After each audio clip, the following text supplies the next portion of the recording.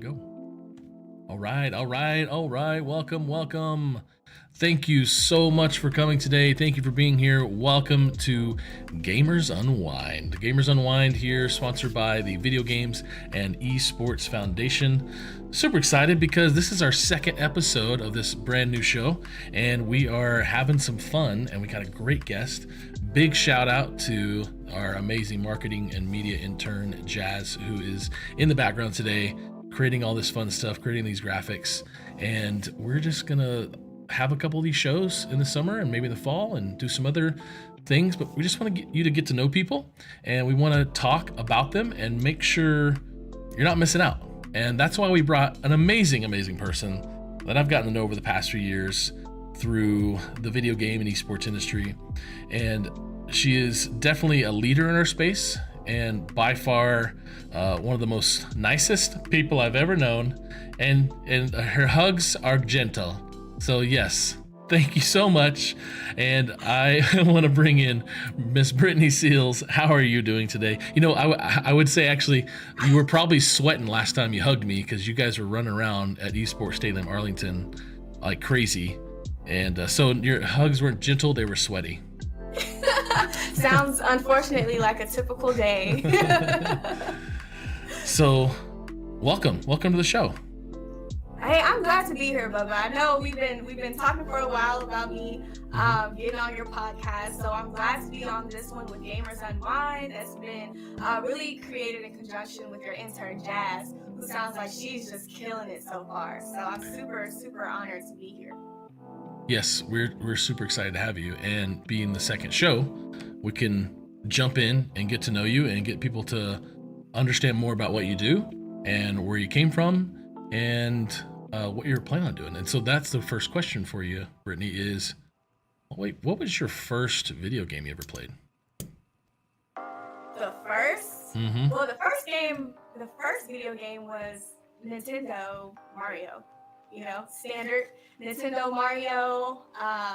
And then of course they had the duck shooting game. So I thought that was fancy because I had my little attachment to it. So that was really the first, my introduction into gaming. Yeah. Okay. Was there a go-to game for you later growing up? Go-to game I mean really hooked was I had the Nintendo 64. And I used to play the 007, The World Is Not Enough. And, okay. Yeah, and so every summer, so my family is from Mississippi, so every summer we would go visit my grandmother in Mississippi, and my parents would drop us off and we would stay with them for at least like a month. And me and my brother, we would be like, okay, what do we do? And so we would stay up all day and all night playing 007. Literally, I would wake up out of my seat sometimes and I would go to the hallway and he'd be like, are you gonna go play the game? Let's go. And we would just stay up all night playing 007, and that I was hooked. That one. And then I've always loved just the technology as well. And so going from the Nintendo to the Nintendo 64 to the Playboy to the Playboy Color to Playboy Color. What did I have? Game Boy. Yeah, and then excuse me. Just to clarify. Thank you for that. Yes, that's accurate, Nintendo. And then we went on to the PSP, which was fun. I love the PSP, which is when I just really got into Grand Theft Auto. So that's kind of my trajectory. And then also, my brother was nice. I would run in his room and see him play Sega and Sonic all the time as well. Okay, I love that. Okay, nice. How much are you able to play games now? Any? Not, you know what, I'm going to answer it this way. I'm never able to play it without feeling at least a little guilty because I have so much going on. Mm-hmm. But with that said, I do still play, at least once or twice a week, I'll have a good little session. Currently I'm playing Far Cry 6. And so it's a fun game to be able to play and just kind of, get into. Okay. What do you like about Far Cry 6? Well, I like the action. I like the fact that you have this map. Just like I mentioned, I mentioned the other game previously, but it has the map where you can just kind of chart your own journey. Of course, there's a main storyline that you can follow, but it's also fun to just do all the other side missions, just like Borderlands, which when I found that game, it was a wrap for a while. But just being able to just go in there and just have fun in this world and just kind of really take it over and make it yours. That's fun. You know, I'm a fan of shooting games as well, and just the action. And you know, I'm the person who's like, all right, what's the craziest I can get? You know, is the FBI gonna come get me, or you know, how to get the helicopters? So, you know, playing with strategic people, they typically get really frustrated with me because they're like, okay, I'm going to use this sniper and pick all these people off from this high point, and you know, we don't have to distract anybody. And I'm like, where are the rockets? Give me a Molotov. Like, I'm gonna throw some stuff in and blow it up and have fun. That's just really just what I enjoy about the game. Okay. No, where for you, gaming and esports, the industry you're in now, when did that start for you as a career? So for me, it started around 2015. So back in 2015, and it started out really. It just kind of started out really gradually for me. And so starting out, I was just helping the CEO's branding. So I created, you know, I did a photo shoot for him, which I was just looking to get into something fun. So I did a photo shoot for him. I had never touched the camera, didn't know anything about Photoshop or photo editing, but I was like, yeah, I can do it. And I YouTubed it and I figured it out. And then I created a little WordPress forum to just kind of start his branding. And that's Danny Martin, of course, of eSporter. So he's all right. He's all right. And then from there, you know, we did merchandise. So just took what I learned from Adobe and editing pictures to be able to kind of, you know, edit the logos to be able to create different shirts, different merchandise. And from there, I've been able to learn so much and really grow with the company. So it's really, you know, come from just a dream to just actually being a real tangible thing. And I've been lucky and honored to learn so much throughout my journey of being in the industry. You know, I tell everyone, like, there's a job for everybody in esports, you know, and so we have different interns, and typically with the interns, you know, I'm not as concerned with their background as far as their interest and just their ability to learn different things. Because if you have those two things in esports, there's a role for you somewhere. You know, even if you're the person who, you know, is very introverted and, you know, you don't have, you know, you feel like you just don't have much experience, and I get talking to you and you're like, yeah, well, I don't have much experience. And I was like, okay, well, tell me something you've done before you're proud of. It's like, well, I just actually fixed my Xbox controller. I'm like, all right. There we go. All right, there we go. We already got some skills. And so, so I've been able to really just take a lot of my experiences and the things that I've learned. And now I just really focus on translating that into training other people. So, for example, this summer we've had interns from Dallas Independent School District that have been working with us, and this has been such a humbling and learning experience for me, but just as much for them, because I've been able to really pour into them the different things I've learned, and you know, I really make it an experience where they're able to learn to create their own journey. You know, asking them, what do you want to learn? What have you seen that you're curious about? Let's talk about it, and let's get you some experience so that you can build up your LinkedIn and your portfolio and decide, you know, what's going to go, you know, what's next for you after this experience. And so that's really what the joy that I find in esports and everything that I've done along my journey since 2015 is being able to take everything, and because in esports, you know, a lot of things are bootstrapped, right, which is like a token word in the industry, but because a lot of things are bootstrapped, you know, you do learn so much, you gain so many skills. And so being able to share those skills with other people who are excited and curious about it, who, you know, who knows if they would have had the exposure to those opportunities or when they would have otherwise, being able to say, okay, have you ever touched the camera? Here it is, it's heavy, don't drop it, and then let's go into the fire, take some pictures. I have an event tomorrow, so you're gonna take pictures for an event.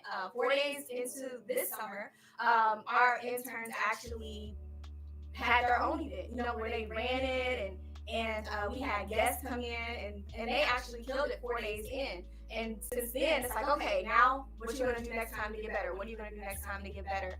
And so that's really, really the fun to me of the industry, and what I really take a lot of joy in. Wow, I love that. I'm gonna refresh your mic real quick and see if there's I'm getting a little echo. Let's see. Try say something now. Something. There we go. Cool. It worked. Perfect. Technology. Okay. That's so much fun. And so how many interns you guys working with right now? So I ended up with 8 interns from Dallas Independent School District, and then I have 2 interns that are with us from college. Wow. What, the local college in Dallas Fort Worth? Well, area? one of them is local and one is out of state. Okay. Then they're in person? Yes, everyone's Nice. currently in person for this session. That's awesome. Now, before we go further, I want to figure out what was the impetus for Exposure for All, and tell me tell the audience what Exposure for All is. So Exposure for All it's a nonprofit, and it's focused on really providing experiences for individuals through esports. And so, like I said, for this summer, we're providing internships. So students who want to have experience in the game industry. Some of them want to be in the game industry. Some of them don't really know what they want to do. And some of them some of them want to go into management or hospitality, graphic design, and production. So there's a myriad of different interests that we are able to bring together. And that's really what I like to do with Exposure for All, especially because, in the gaming industry, there's a growing sense of excitement, but also there's this mystique and also a sense of distance from the element of, just the digital divide, and just also, for a lot of people, they'll kind of get in the way of themselves as far as being able to have those opportunities for themselves.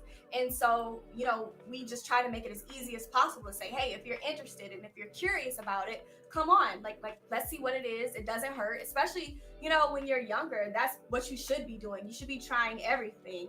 And the worst thing to say is like, okay, it wasn't for me. And at the end of the day, you still have skills that you can take wherever you go, which is, most things that you do through the esports industry. Mm-hmm. So that's really what we focus on, is just providing those experiences, providing that training, and letting people either start their careers in esports or just start their professional careers and their curiosity. Mm-hmm.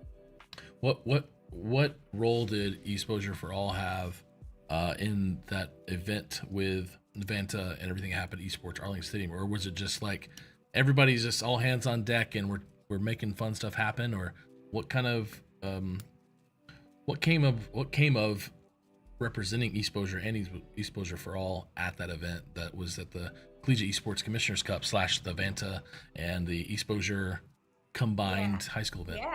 Yeah.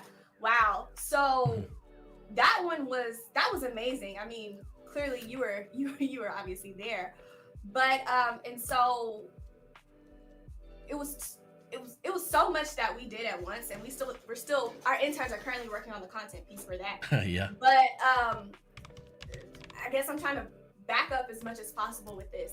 Sure. So it actually started out as 2 different events. So we were going to do for CECC, we were going to do a business pitch competition, esports business pitch competition during the event there, and separately, we also had another event we were playing with Vanta, which Vanta focuses on middle school and high school esports competition leagues, right? So these were 2 separate events that we were going to do. And so to talk more about what CECC's business pitch competition. So at Exposure, we do business pitch competitions where esports business pitch competitions where students are broken into groups, and then within those groups they are able to really create an esports event, and they have a mock budget, and with the mock budget the competition is to figure out who can create the best event. And so CECC reached out to Exposure to see what would be the possibility of doing it during that event. So Exposure had been working with, so Exposure was able to work with Townview High School. It was the business school at Townview, for about 6 weeks leading up to CECC, going up to the school, going up to the class, talking to the students, teaching them about esports and esports events, and working with them to actually plan their whole pitch, right? And it's like, you're going to be at Esports Stadium Arlington, which is super exciting for anybody. Yeah. And so that was that part.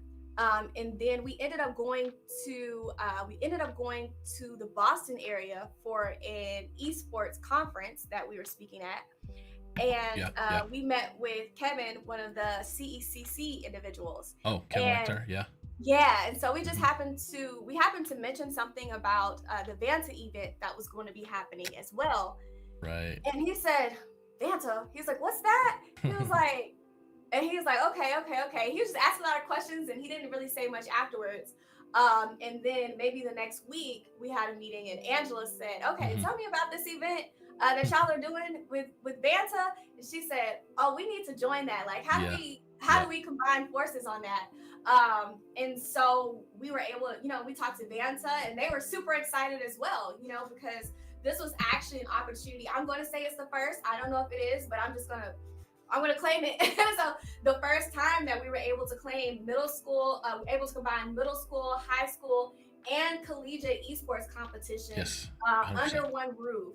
And so it was just so exciting to be able to have that type of pipeline. A lot of people talk about pipelines. We talk about pipelines, and I know, you're also interested in pipelines as well, and so being able to, for the middle school students, thinking from that entry point that we had, being able to see, wow, like I can go to high school and then I can go to college, and you've got these different recruiters there, right? Like you've got actual esports recruiters there looking to build their teams. And so for the high school students, it's like, okay, like this is actually serious. This is actually a pipeline. And then there were so many like big sponsors there, like we're saying McDonald's. And so that was just super exciting for us to be a part of really bringing that together. Even some of the individuals with Vanta were able to get on the big stage at CECC and Esports Stadium Arlington, which was incredibly exciting. And then was cool. And then even with what we did with the business pitch competition, we were able to incorporate the Mavs gaming side for a fireside chat. Those individuals were able to ask questions.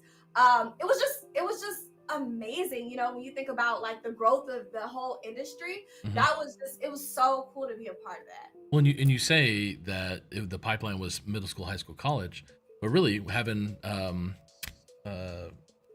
he's from the Mavericks, the guy that was there from the Maverick. Trey, thank you. Trey Thompson. Trey Thompson. Yeah, so he was there. We had Optic and Envy were there because they're in town. The Houston Complexity stopped by. They're other pro teams. And then on the other side of that, you had recreational stuff going on as well. So you really have the pipeline in the essence. Yeah, there maybe wasn't pro competition happening sanctioned, but I will tell you, in the back rooms, if you ever got to visit back there, like in the player kind of way back in the back, college students were actually taking breaks from their college games and going to play in like the Carball League and the College Valorant League, like the professional leagues, because NCAA doesn't have a sanctioning on saying you can't earn money when you compete as a college student athlete in esports, even though it's not sanctioned. So we really had the pipeline from recreational to professional, and Scholastic was in between. So you're right. You can say that. It is a totally. We actually say, since I consult with Esports U, it's the largest live LAN college event ever, and so it can be added the largest live LAN pipeline event from recreational to Scholastic to pro. So yes, you were part of something amazing, and you guys were running all over the place, like I said. Yeah, and have a lot of fun. It was insane because also, so we work with iLead in STEM, which is a STEM organization that's focused on young ladies. Most of them are in middle school, some are in high school as well. Yeah. And so when you say running around, literally they reached out to us and they were like, hey, we want to do an event at Exposure this weekend. And we were like, we can't but you can meet us at Esports Stadium Arlington. Nice. And so there's a segment of the event for maybe an hour where I'm walking around with about 30 to 40 young ladies, really giving them a whole tour of so cool. Everything that's going on in the event. And they had a ball. They had such a ball. And even the organizers of the event who worked with us several times, were like, wow, okay, I didn't know that this was, you know, the level that it can get to. Like, okay, now I know what it means, what crazy is like, because it was insane. It was so insane, and they had amazing experience as well. And so we did the esports business pitch competition, we did Vanta, and we did the I Lead in STEM, and then we also had the Spin Invitational as well that was going on. That's right. So that was a lot, you know, and it was so fun. It was so fun to be able to do it, just because you're providing so much exposure for the students that are there. Some would actually say exposure.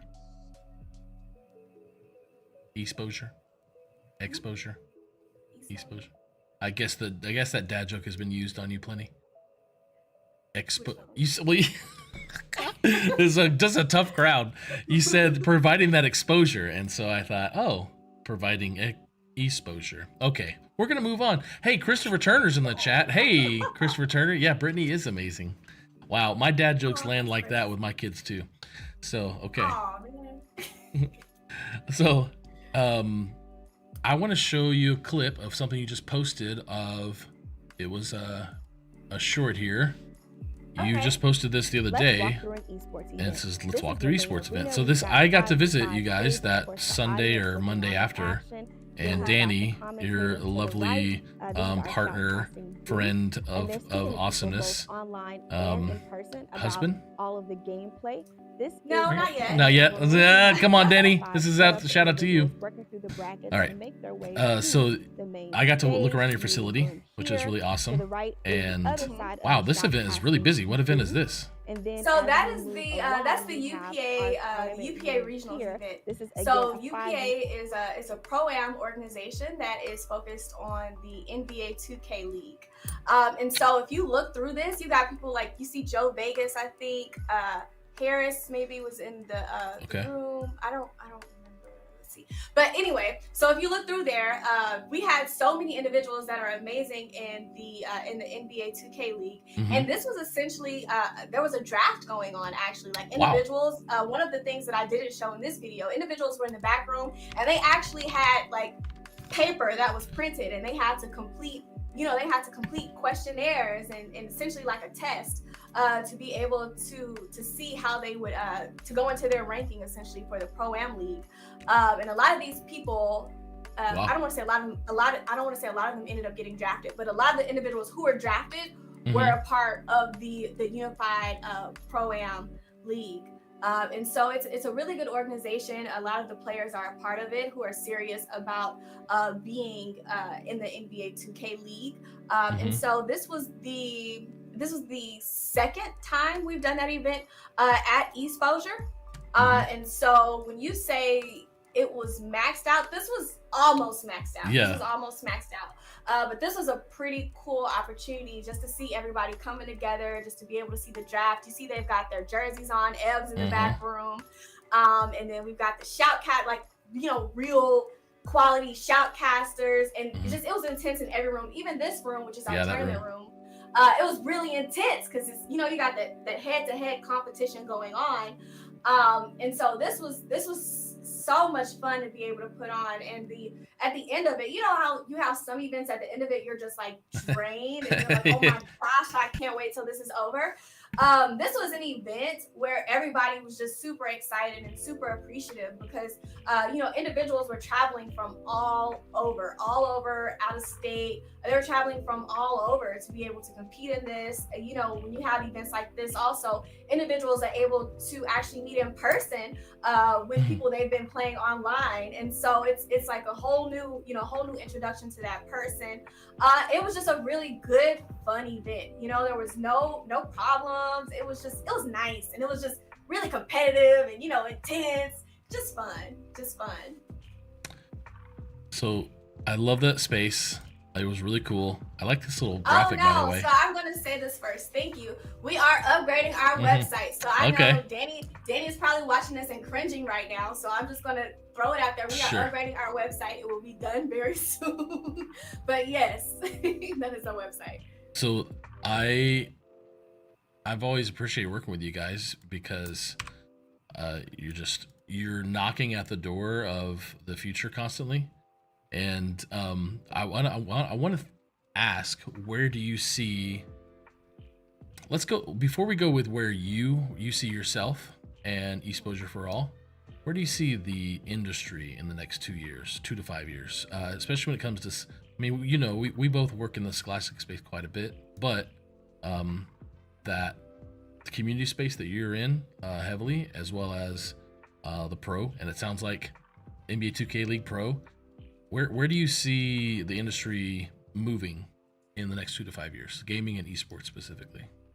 Yeah, well, just the industry as a whole, there's so many people who are excited, and especially, 10 or so years ago, there's so many new companies popping up all the time. And today there's still the same thing, but what you notice more is there's more people consolidating. There's more people consolidating and realizing that, hey, like this person has a really good skill, and this, and we could join forces and be even greater together. So a lot more consolidation, which is really going to help everything propel, because there's going to be less competition, and that's going to make it easier for sponsors, partners, everyone else, because the product is going to be better, and it just makes the whole decision making process easier. And then when you talk about the actual product that individuals are going to have, and you're kind of on the same thing as Exposure is it's actually more, we're combining the education element as well, because you can want people to play all day, which is fun, but actually you have to think about what tangible benefits are you providing people, what skills are you providing to those people, and that's where the scholastic side of everything comes in. And so being able to combine the actual gaming and fun side with the education side is really a best of both worlds. And I really see having the opportunity to revolutionize the workforce, revolutionize education, and just the way that people just see the whole workforce right now is just kind of it's just kind of a tough space, especially since 2020 and everything that happened with the pandemic, and that also disrupted everything with the education space and really blew up everything that was already going wrong with it.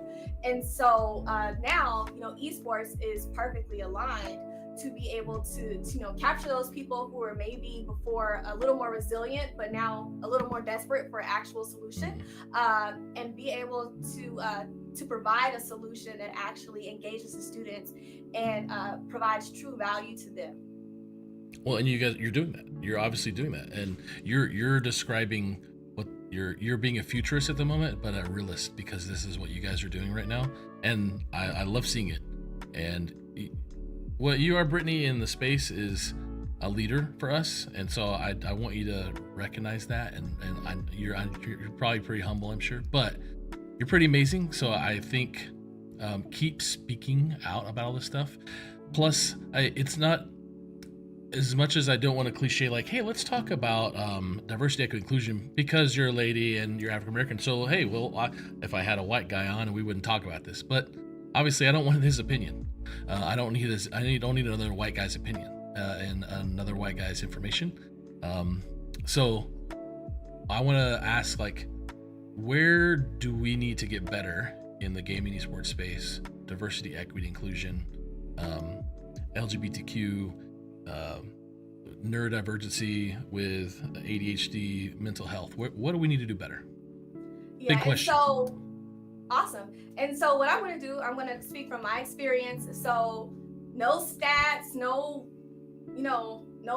bunch of research and dissertations or anything like that. Just speaking from my experience, one of the things that I really enjoy is when we have people, one of the elements you spoke on was neurodiversity. And so I enjoy when we have people that are differently able that come in, because what happens is you'll see individuals playing, or you'll see people that are, when we have events, we'll allow sometimes individuals to get in the shoutcast room and just see what it's like to be a shoutcaster.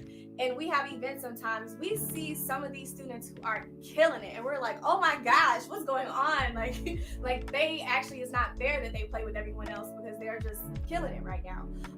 And sometimes at the end of those events, you know, we may have the sponsor or a parent who will come up to us, and we've had it where the parent will come up to us crying and just say, you may not know this, but my child is autistic, and I've never seen them open up like this.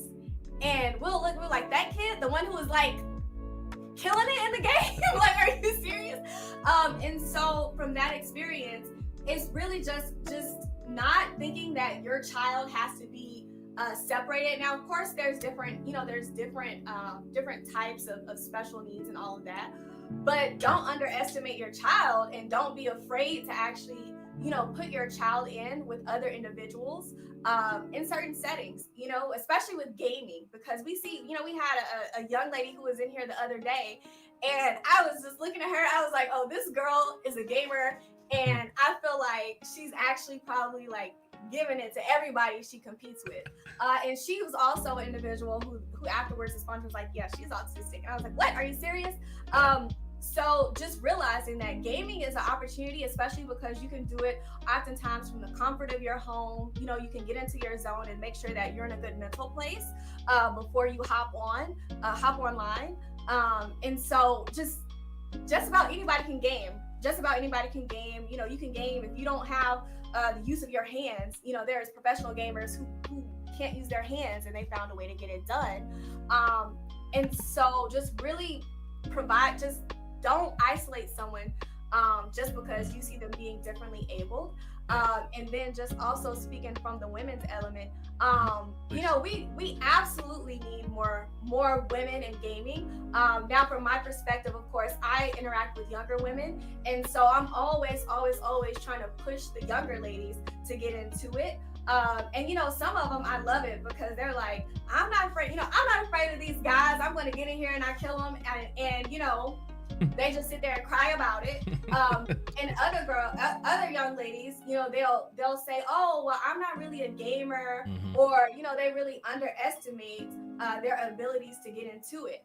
But, you know, realizing that there is a space for young ladies, and the industry can't evolve in the way that it needs to evolve without the diversity, you know, and that's from people of all backgrounds and people of all identities. You know, you need to have that type of diversity in it, because when you just have all males or individuals of all ethnicity, you don't grow. It's absolutely impossible for you to grow or to be productive, and you're going to end up being tone deaf at some point. I like what you said, that the industry is, and I'm paraphrasing because I need to go back and hear it because it was good enough to put it on a t-shirt. I'll have to replay this back later. You said that the industry is not going to grow and get better without these voices and without all being a part of it. I really appreciate that, because it, like I said, it is too many of me, too many of the bearded white guys.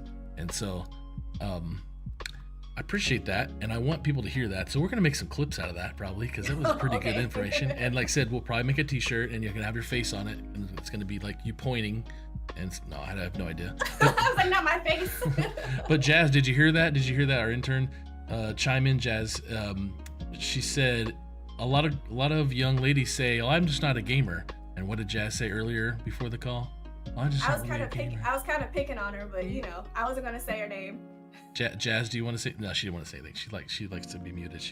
She's good, but she does good work. Okay, last stuff as we wrap up here. This is fun, and definitely let's get back together in the fall and play some game on the other show, Invite Sent. But where do you see yourself as we wrap up here in the next 2 to 5 years? Where do you see yourself and what you're doing in the industry, as Brittney says? Yeah. So my biggest focus is on just continuing to provide opportunities for individuals.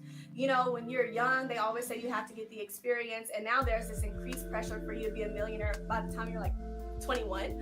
And so really just being able to help individuals just kind of see esports not even just as something like, oh, I have to play or I have to be this great gamer, but to really just see it as this awesome opportunity in this awesome world, just to, you know, find people, right? That's part of the diversity need, right? To find your people that, you know, may not look like you, but, you know, like you guys have a lot in common and they make you feel like home, right? Or you can find people who have the same interest in you as far as information technology or graphic design or management, or, you know, maybe you all like anime or you like to draw, but just really helping individuals understand like how wide open the space of esports is, and just also being able to provide that training for those people, you know, so that they can be able to say, wow, you know, because of esports, you know, I found my passion in graphic design, you know, and now I'm this awesome graphic designer, or, you know, maybe I'm this awesome AV person, and, you know,